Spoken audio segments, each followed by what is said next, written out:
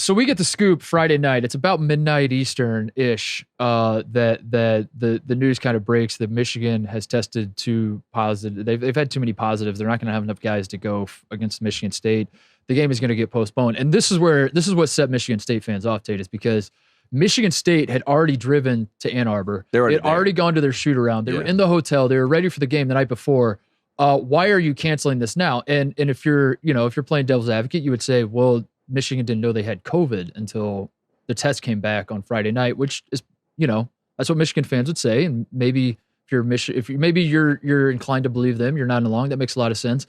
Where Michigan State fans would chirp back is they would say that the game against Rutgers that Michigan played, they were already shorthanded. They already had like a COVID problem where they didn't take guys on the trip. There's a little bit of an outbreak within the program. So they knew going into the Michigan State game, they were already susceptible. So I think the Michigan State point of view is, you could have told us this before the night before the game. You could have tested your guys then. You could I doubt that and I'm speaking as a Michigan State fan. I doubt that the outbreak happened right as we got to campus and went through the whole thing. And then you kind of ran your algorithm of the guys that were healthy, the guys that weren't, how badly were you going to lose? That's like how the Michigan State fans start thinking.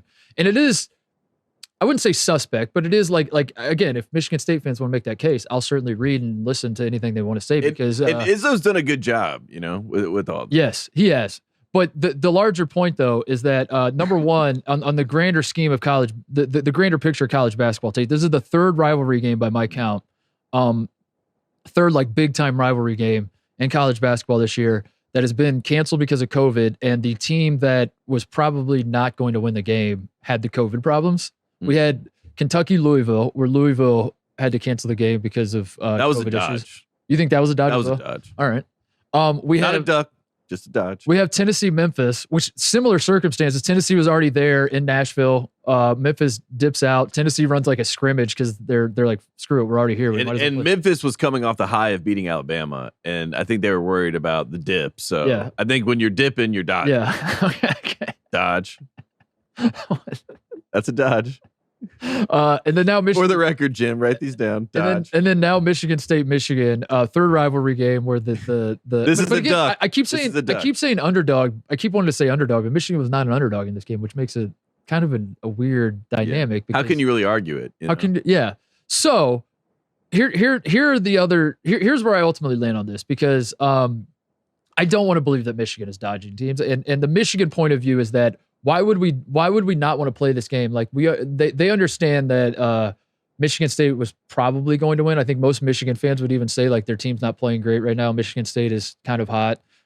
Even though Vegas believed in Michigan, I'm guessing most Michigan fans were like, we were probably going to lose that game anyway.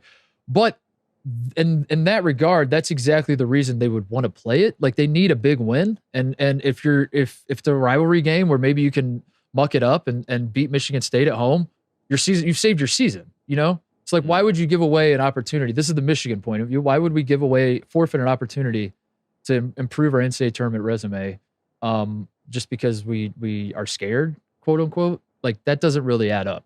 I understand that. Here's where I ultimately land though. If Michigan as an athletic department has had a few head scratching deals throughout this COVID tenure. There was the Ohio State football game last year where every Buckeye fan on earth, including Kirk Herbstreit, went on television was like, I think Michigan football is dodging Ohio State. And then Kirk had to walk it back and be like, I didn't mean they were dodging. What I meant was they were ducking. Yeah, they were ducking. So that was this was last year when Michigan was not as good and Ryan Day was like, we're going to hang 100 on them, and Ohio State had Justin Fields and it was in Columbus. And, but it's COVID. It happens. Things happen. Like, we're not going to say that this is, I even as an Ohio State guy at that point, I wasn't like Michigan's dodging. I was like, I don't know, maybe they are just unlucky. But then there was also the Illinois basketball situation the basketball situation last year when Michigan was coming off a 2-week COVID pause. Yes. You might remember their entire athletic program. Their entire athletic department said, we are pausing for 2 weeks because COVID's a mess, both on campus and in the state. Yep. Which again, I was nodding along and I was like, do what you got to do. I'm not here to tell you what to do, what not to do. What raised some suspicion, Tate, the night of the game that Michigan was supposed to play Illinois, that was supposed to be their first game back, was Illinois at Michigan. But they postponed it. That same night, the Michigan women's basketball team played Purdue, who is not very good.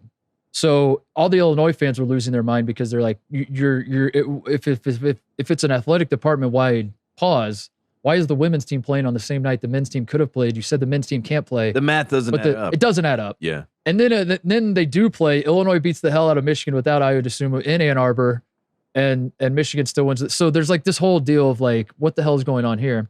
Then you fast forward to this past December when I did some digging on this because I was deep on the Michigan State boards because I couldn't get enough of the conspiracy talk. The drama.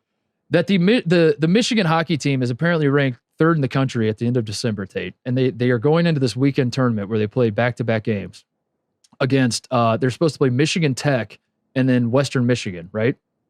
Western Michigan is ranked 4th in the country apparently. Michigan Tech is ranked 18th. So Michigan plays Michigan Tech on, say, a Friday night, whatever it was, on day one.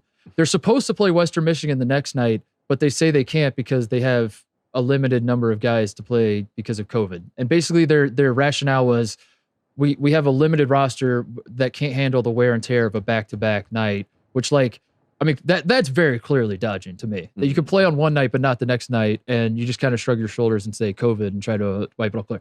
So with all of these data points, and then you throw in the Michigan, and that, like Michigan, it wasn't just Michigan State. Michigan was supposed to play Purdue tonight, Tuesday night. Yeah. They're supposed to play Purdue. This is their stretch. This is their stretch. They're supposed to play at Illinois on Friday, which is still on the schedule, but we'll see.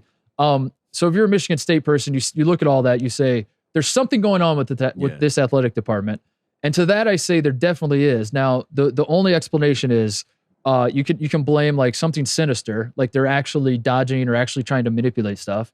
They're just outright dumb, which is to say, like they can't handle. They can't manage the situation. They can't this is only happening to them. Where like before a big game, they seem to like no other athletic program is having these problems before these big games. Like, what the hell are they doing wrong? Why are they so stupid? Or they're unlucky, and it's just like you just shrug your shoulders and you're like, damn, that's terrible luck going on in Ann Arbor. That that despite the entire athletic program dealing with COVID problems, the Michigan football team going into a playoff game had 0 positive cases before the game against Georgia.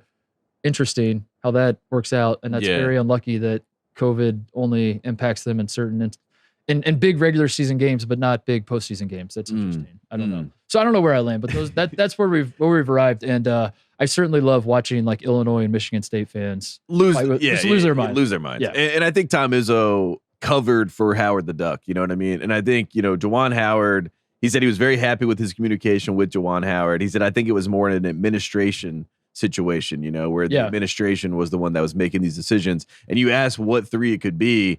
I would be prone to believe it's the latter 2, a mix of unlucky and dumb. Yeah. But also, I would too. I don't think but also it does. But like when you put the data points together, it does seem a little too good to be true. As far as like how it adds up. But I don't think it's sinister. I don't think it might be a little bit cheeky. I don't think it's sinister. I think that's what it is. I think it like I don't think it has to be. It's just cheeky. It could be like a combination of all these things. Like I don't doubt that Michigan has a COVID outbreak. I don't doubt that they have a limited number of players. I do doubt, there is a small part of me that wants to believe that if Michigan had the top 7 players, like their entire rotation were the 7 that they had healthy, they would maybe play the game, But it's like it's not that they don't have enough guys to play, it's that they don't have enough of the right guys to play.